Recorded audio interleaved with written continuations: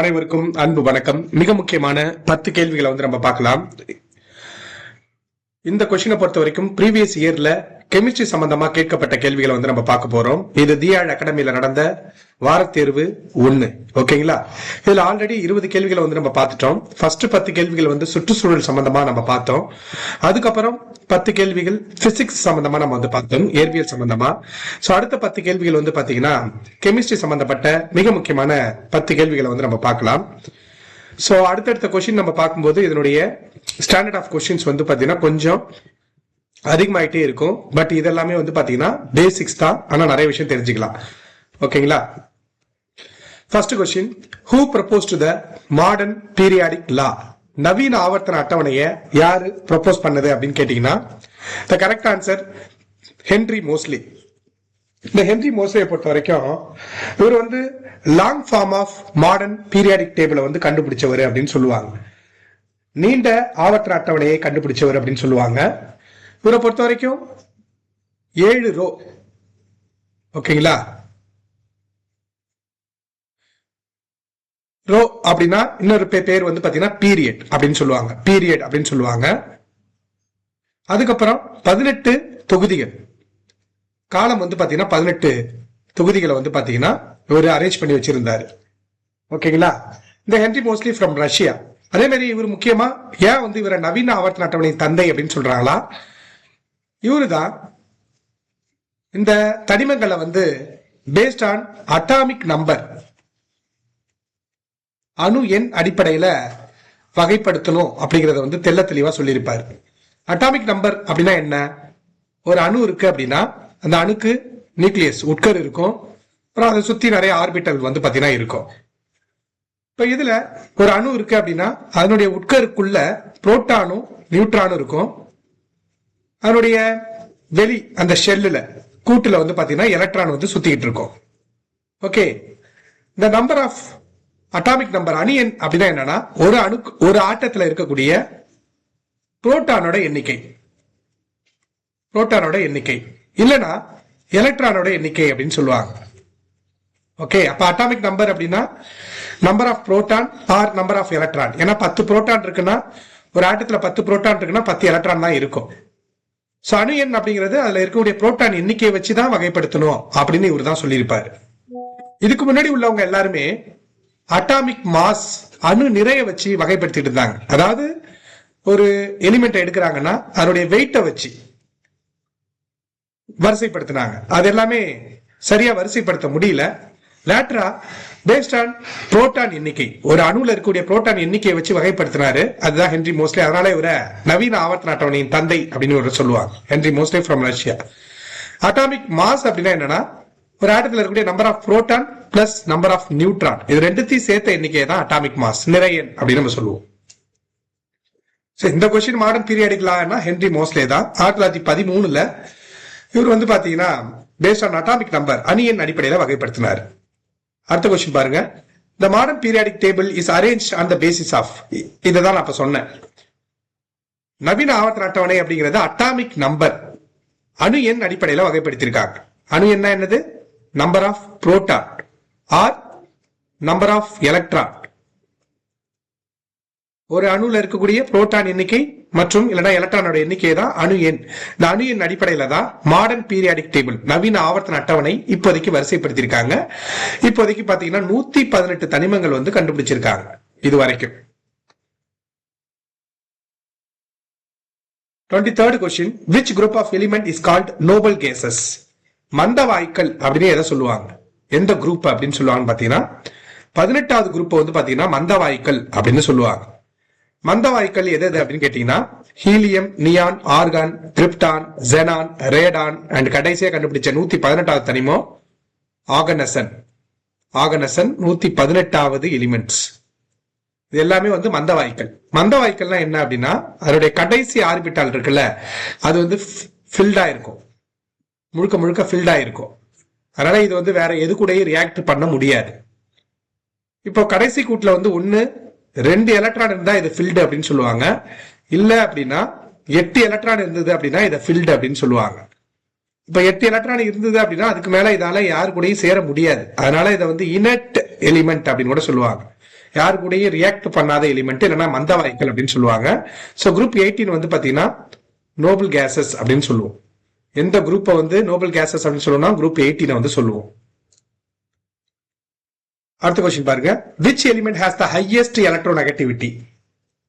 எந்த எலிமெண்ட்டுக்கு வந்து எலக்ட்ரோநெகட்டிவிட்டி வந்து ரொம்ப ரொம்ப அதிகம் அப்படின்னு கேட்டீங்கன்னா புளோரினுக்கு வந்து பாத்தீங்கன்னா எலக்ட்ரோநெகட்டிவிட்டி அதிகம்.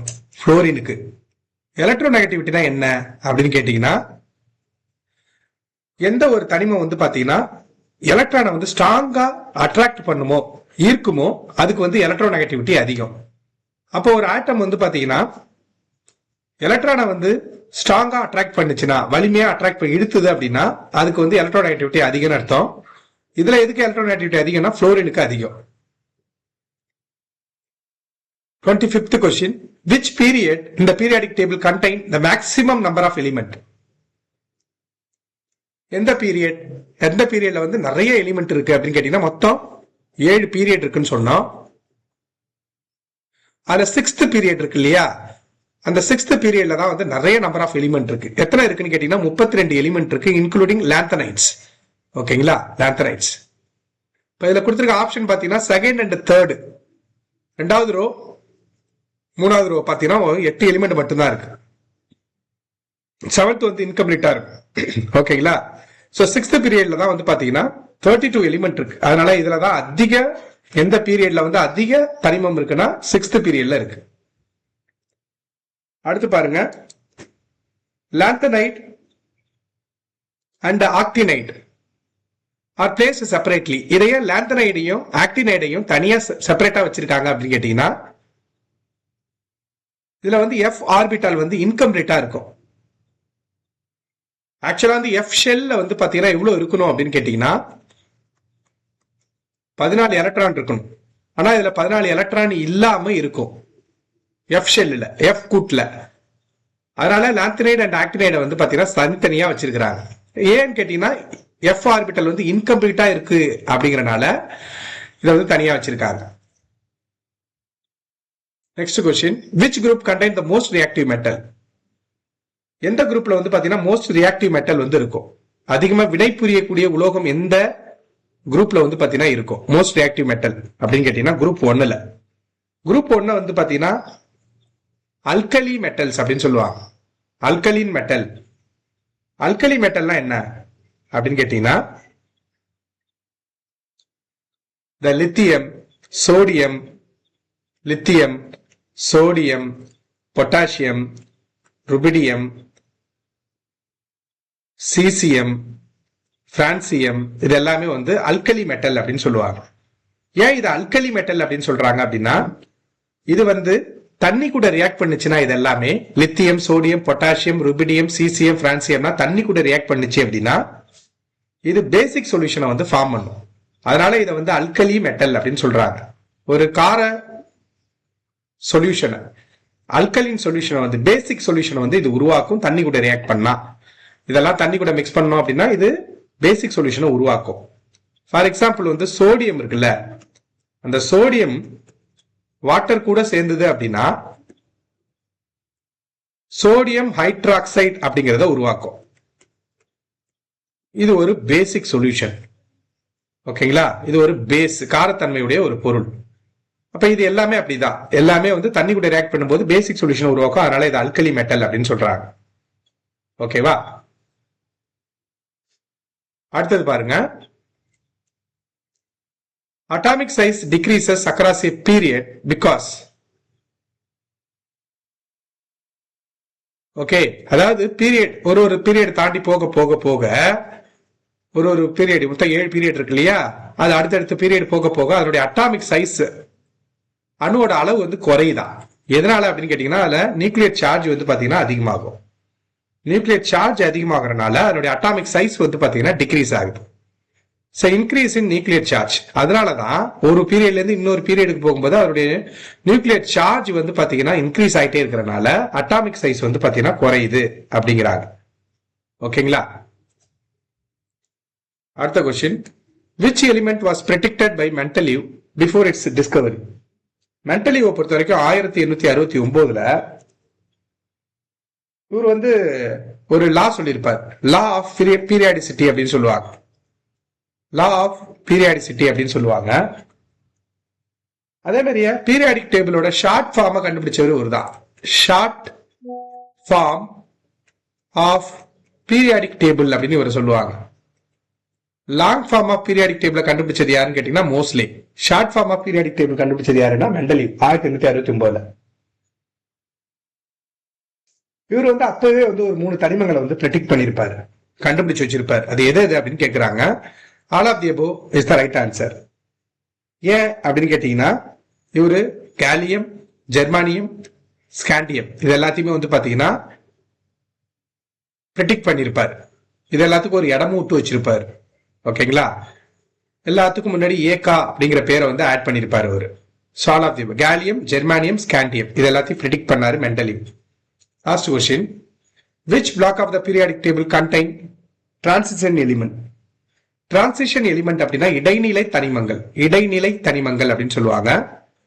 இல்ல எந்த பிளாக்ல இடைநிலை தனிமம் வந்து இருக்கும் அப்படின்னு கேட்டீங்கன்னா டி பிளாக்ல வந்து பாத்தீங்கன்னா டிரான்சிஷன் எலிமெண்ட் வந்து பாத்தீங்கன்னா இருக்கும். எஸ் பிளாக் அப்படிங்கிறது வந்து பாத்தீங்கன்னா alkali and alkaline earth metals. Group 1 2 வந்து பாத்தீங்கன்னா எஸ் பிளாக் எலிமெண்ட் அப்படின்னு சொல்லுவோம். அதாவது லெப்ட் சைட்ல இருக்கக்கூடியது, இந்த சைட்ல இருக்கக்கூடியது. குரூப் 1 and 2 வந்து பாத்தீங்கன்னா எஸ் பிளாக் எலிமெண்ட் அப்படின்னு சொல்லுவோம். ஓகேங்களா? Group 1 and 2. பி பிளாக்கை பொறுத்த வரைக்கும் என்னன்னு கேட்டீங்கன்னா பி பிளாக் அப்படின்னா 13ல இருந்து 18 வந்து பாத்தீங்கன்னா பி பிளாக் அப்படின்னு சொல்லுவோம். டி பிளாக் வந்து பாத்தீங்கன்னா 3ல இருந்து 12 வரைக்கும் டி பிளாக். எஃப் பிளாக்கை பொறுத்த வரைக்கும் கீழே இருக்கக்கூடிய பாட்டம் 2 ரோ, கீழே இருக்கக்கூடிய 2 ரோ. ஓகேங்களா? இதை நீங்க ஒரு ஆர்டரா ஞாபகம் வச்சீங்க அப்படின்னா எஸ் பிளாக் அப்படிங்கிறது 1 முதல் குரூப்பும் 2வது குரூப்பும். டி பிளாக் வந்து பாத்தீங்கன்னா 3ல இருந்து 12. பி பிளாக் வந்து பாத்தீங்கன்னா 13ல இருந்து 18. எஸ்டி பி அடுத்து எஃப் வச்சிங்க, பாட்டம் 2 ரோ. சும்மா ஞாபகம் வச்சிருக்காக நான் சொல்றேன். இப்போ லெஃப்ட் சைட்ல இருக்கிறது எஸ், ரைட் சைட்ல இருக்கிறது பி குரூப், டி அப்படிங்கிறது டிரான்சிஷன் இடைநிலை தனிமங்கள். ஓகேங்களா? எஃப்ங்கிறது பாட்டம் 2 ரோ. நன்றி, வணக்கம். இதுல ஏதாச்சும் டவுட் இருந்தது அப்படின்னா கமெண்ட் பண்ணுங்க.